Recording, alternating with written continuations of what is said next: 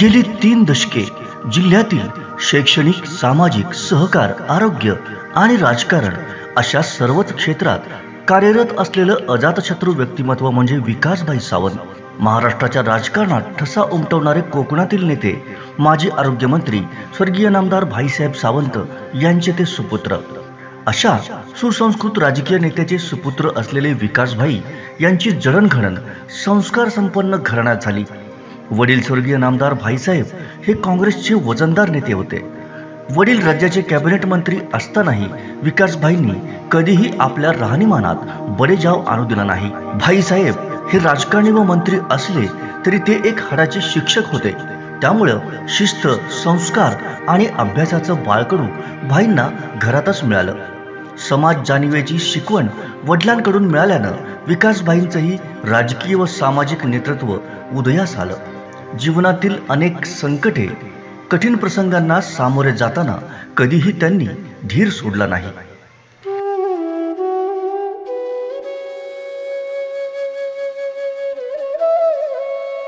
वडिलांकडून मिळालेला ज्ञानदानाचा दीपक त्यांनी तेवत ठेवला. शहरापासून दुर्गम खेड्यात घराघरात शिक्षणाचा ज्ञानदीप लावण्याचं काम शिक्षण प्रसारक मंडळाच्या माध्यमातून अविरत सुरू ठेवलंय. सावंतवाडीतील राणी पार्वती देवी high school and junior college, Dodamarg English school व ज्युनियर कॉलेज, भाईसाहेब सावंत माध्यमिक विद्यालय माझगाव व चौकुळ अशी ज्ञानमंदिरे त्यांनी सुरू केली. यामुळेच चौकुळ सारख्या दुर्गम गावात ज्ञानाचा दीप उजळून निघाला. विकासभाई 1989 सालापासून शिक्षण प्रसारक मंडळाचे अध्यक्षपद भूषवित होते. बालवयातील शैक्षणिक संस्कारांचे महत्त्व जाणून त्यांनी 2002 साली शांतिनिकेतन प्रो प्रायमरी स्कूल सुरू केले. या स्कूलमध्ये आज अखेर 500 पेक्षा जास्त विद्यार्थ्यांनी शिक्षण घेतले आहे. प्रशालेची ही गुणात्मक व दर्जात्मक वाटचाल केवळ भाईंच्या नेतृत्वामुळेच शक्य झाली.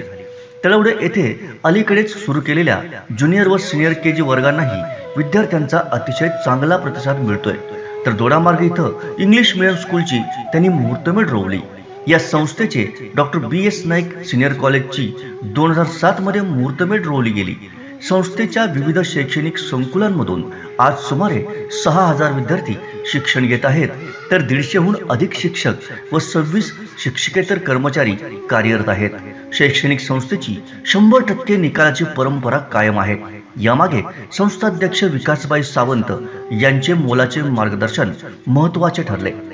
महाराष्ट्र राज्य सहकारी बँक उपाध्यक्ष म्हणून गेली 25 वर्षे ते कार्यरत होते. सिंधुदुर्ग बँकेचे संचालकपदही त्यांनी भूषवले आहे.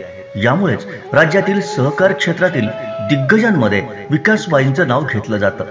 भाईंनी 1989 मध्ये राजकारणात प्रवेश केला.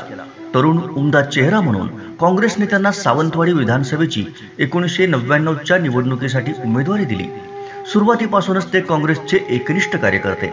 पक्षाचा विचार आणि पक्ष कधीही न सोडलेल्या दुर्मिळ लोकातील एक निष्ठावंत असं हे नेतृत्व. आपल्या कामाच्या प्रसिद्धीपेक्षा त्याचा लाभ सर्वसामान्यांना व्हावा यासाठी ते आग्रही असत. भाईसाहेब सावंत यांच्या 3ऱ्या पिढीनं सुद्धा समाजसेवेचा वारसा हाती घेतला आहे. स्वर्गीय भाईसाहेब सावंत यांचे नातू विक्रांत विकासभाई सावंत हे देखील राजकारण समाजकारणात सक्रिय आहेत. भाईसाहेबांचं कार्य जितकं मोठं होतं, जितकं नाव त्यांनी या दोन्ही जिल्ह्यात केलं, तेवढं नाव करणं आणि तितकी दशकं ते जपणं तेवढं सोपं नव्हतं.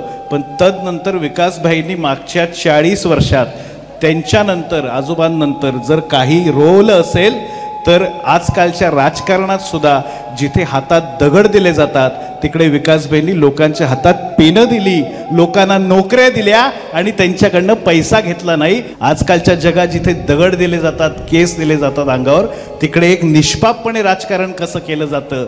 तर आजकालच्या 21व्या शतकात असा माणूस मिळणं सुद्धा कठीण आहे.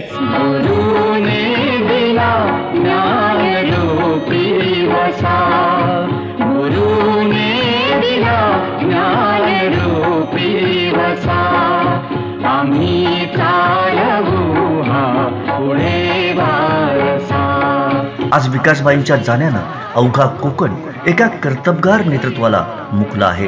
आजोबांसह वडिलांच्या विचार व कार्याचा वारसा पुढे घेऊन जाण्याचं काम आज विक्रांत सावंत करत आहेत. त्यांच्या पाठीशी संपूर्ण कोकण आहे.